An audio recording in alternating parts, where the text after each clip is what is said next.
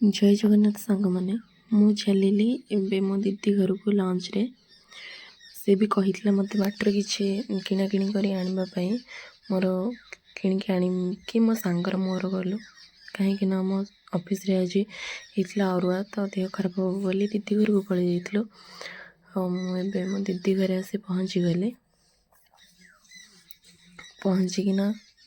दीदी के डाकिली से बाहर थिला से आसला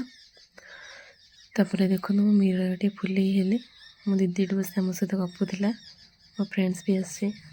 गुनू को मु पचारि गुनू मत तो केते भल लगे से कहला कि तू मत बहुत भल लग तो कहली दौनु पैसा खर्च करी देख से देता तो आमर आज लंच रे होता भात देखो एत सारा आइटम होता तो मो भाई मु आम गुनू खाई सारे